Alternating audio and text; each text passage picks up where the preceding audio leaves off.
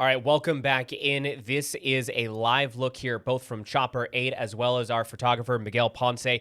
They're on the ground. He's working with our Tori Apodaca to gather the very latest information about this shooting that happened in San Ysidro. Jack, let's go over what are some of the very bare bones information that we have confirmed with, again, the San Diego Police Department at this time. They are telling us that this happened sometime around 7 a.m. The officers were looking for a stolen vehicle near Smythe Avenue, but then located it at Del Sur Boulevard. They hot stopped the vehicle. One round was exchanged, but was fired into the vehicle and hit a suspect on the shoulder. The suspect was transported to the hospital. The other was taken into custody. Now, what we don't know, of course, is if there was an exchange of gunfire, if that round was fired immediately. You could see in this image here of Chopper 8, that's the first look there that we have of what we believe to be the vehicle.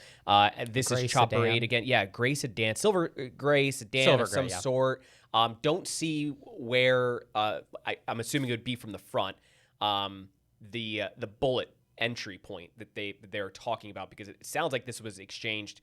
I don't know if that's a casing marker there on the ground, that sort of white dot. We're doing our best here. I mean, this is a pretty zoomed out location, but they do have this scene actually isolated here. And then I'm sure if Chopper 8 were to zoom out at any point, you would see that the sort of roped off area far extends even just this. This is like you can already see it there on the right-hand side of your screen, the yellow tape going far beyond just this roadway going into that property there on the right. You can see the same thing there on the left or on the left right there as it goes in past that gate. The full extent, of course, we assume to be larger. We're not entirely sure. Yeah.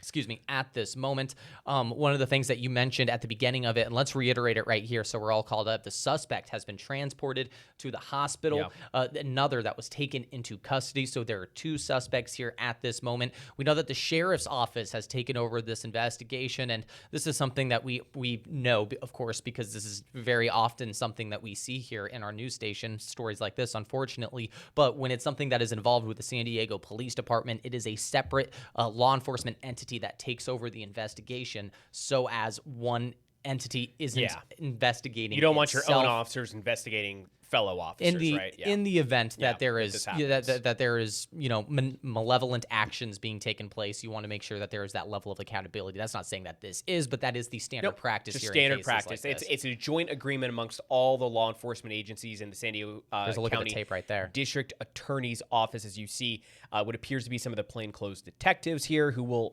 be a part of this as well, likely from the San Diego County Sheriff's Department.